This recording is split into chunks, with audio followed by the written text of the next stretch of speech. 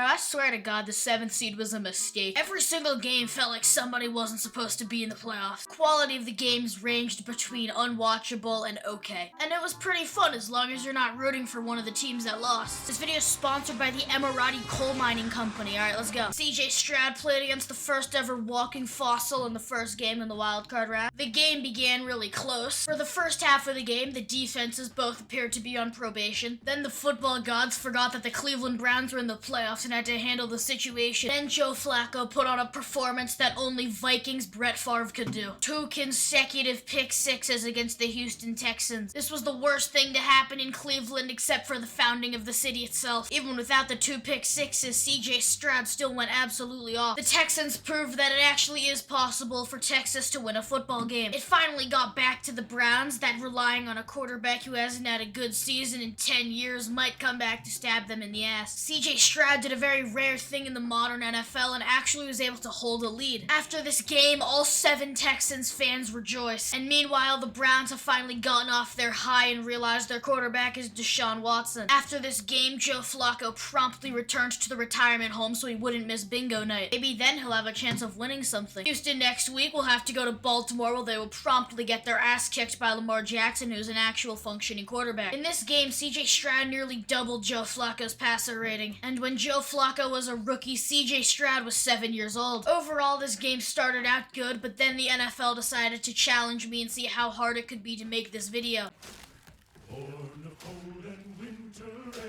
Wait, hold up, this isn't the Chiefs game? At a toasty -7 degrees, the Chiefs played the Dolphins at home. You could tell this whole game the Dolphins were completely out of their element. But I don't blame them though. Tickets for this game started at $29. Unbeknownst to the Chiefs fans, the second they brought their beers out into the stands, they immediately froze. And I have no sympathy for any fans. Now, I'm no chemist, but when you have a liquid and -7 degrees, I think you know what's gonna fucking happen. After the Chiefs' long, methodical drive, the Dolphins responded in the best way possible. Tua threw an absolute laser across the field, and it really makes you wonder how these guys are paid so much and still suck so much. After the Chiefs' field goal, the Dolphins have their allotted 1 Tyreek Hill 50-yard touchdown per game. But what was interesting is that the game was actually so cold that it froze the Dolphins' scoreboard. During this game, the Dolphins' defense did not hesitate once to completely fold. Because of the weather, the Dolphins already came in with extremely fragile confidence, and after the first snap, I think they already gave up. Every single time the Dolphins had the slightest bit of efficiency, they'd pull some bullshit like this. It feels like they were kind of forcing Tyreek Hill to try to have some importance in the game. Kind of like the average middle child. I actually lost subscribers in my last video, so I'm gonna have a much more kind and analytical approach to this game. The amount of Cowboys fans I pressed was actually unbelievable. So here, welcome to Yoshu's Sportsbook, where we're gonna analyze the game and make no comment about the players. Jordan Love starts off by throwing an absolute dime across the field. Luckily, the Packers were able to capitalize on it. Dak Prescott was about to shit his pants, but was able to make the run to the laundry room to get toilet paper. Unfortunately for the Cowboys, Mike McCarthy's pre-game ritual is giving the entire offense laxatives. Every Green Bay Packers quarterback is born with a gene on how to stop the Cowboys defense. Dallas, however, was able to make a good stop against him. Dak Prescott then got his first interception, and he somehow threw to who was harder to throw to. Fortunately for Dallas, it wasn't a pick six, but the defense made sure to get it close to one. During this next drive, Dallas was actually able to play with some good efficiency, but then Dak's laxatives kicked in. Dak's a good quarterback, so the laxatives are the only good excuse. At this point in the game, Dallas's defense didn't even crumble. They just completely disappeared out of existence. On the scoring drive, the Packers missed their field goal, but Dak Prescott is so kind because he's the man of the year. He decided to give Green Bay an extra 7 points. Fortunately, the Cowboys were able to avoid getting blown out at half and scored on the end of it. The third quarter started with a solid drive led by Dak, which unfortunately ended up in a field goal. Then Jordan Love throws maybe the most wide open pass I've ever seen in a football game. The Cowboys were able to score after this, but it was basically garbage time at this point. The Cowboys did a little throwback to last year's wildcard game and missed another extra point. Sorry, I actually lied 10 seconds ago. This is the most wide open play I've ever seen. Jordan Love gets another touchdown to somehow increase their lead to even more. Now we have a vintage Dak Prescott garbage time run where he gets 2 more touchdowns. There was actually a chance they could pull it off, but then Dak got sacked, which doesn't really surprise me because their O-line gave up 3 quarters ago. This was actually the best best game of the wild card round. By the way, can you guys comment who was alive to see the 1991 Lions playoff win? Game started out with a pretty efficient Detroit touchdown drive, which probably made Eminem very happy. Walking into the stadium was probably actually a really good experience for Matt Stafford because he's finally getting people who care about him because there isn't a single Rams fan on the planet. The Rams were able to respond with the greatest wildcard kicker of all time, Brent Maher. The craziest realization for Dan Campbell is that Jahmyr Gibbs actually has some sort of talent. This entire game, Josh Reynolds was also cooking. A little bit off topic, but I just wanted to say making these videos is so much easier when I actually watch the games. Had to get sidetracked there, but you're a big boy, you can figure it out. Matt Stafford threw some heat to Daddy Nakua to make the score 10-14. Lions got another touchdown on 4th and 1. Classic Dan Campbell go for it for no reason. This game had the iconic play where a cornerback tries to go for the interception and then falls over so the wide receiver can keep going for the touchdown. After this absolute nuke of a field goal, it kind of got quiet for Detroit. Rams got a field goal, and so far not a whole lot of jokes I can make. This is very frustrating, I will say. The Rams kicked another field goal to make the score 23-24, and then there was literally no more scoring for the rest of the game. I'm so disappointed. I just want to make more jokes. This was the second coldest game this week, and this is what the stadium looked like. This game wasn't very surprising because the Pittsburgh Steelers are about as good as the practicality of a wiener dog, but I'm still about to analyze it because I want this shit to be 8 minutes. Bills immediately scored a touchdown because without TJ Watt, their defense isn't anything. Steelers got off to a great start by fumbling immediately. George Pickens caught it and then immediately dropped it. Quite literally the next play the Bills scored. You can tell all the Bills fans who bought tickets regret it because they knew how obvious this outcome would be. Okay, Steelers, big play here. Good looking.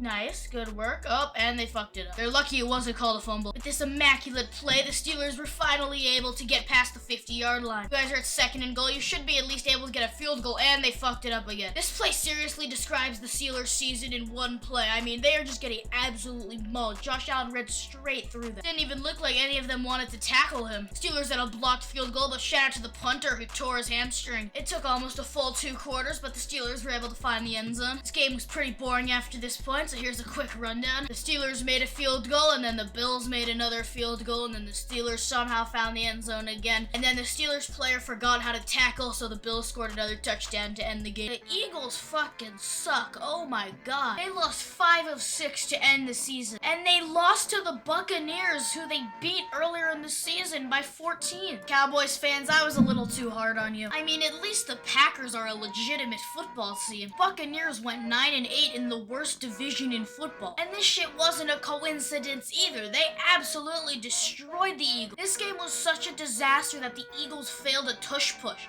They never fail the tush push. Their lack of any sort of skill on offense finally went back to bite them in the ass. And this year was probably the best chance to win the Super Bowl at the start. Because Jason Kelsey's retiring after this season. And I don't blame him. If I had to play for a team like that, I'd be out of it halfway through the season. No idea where any of the talent went in Philadelphia. But I mean, to be fair, the NFL hasn't had any talent this season.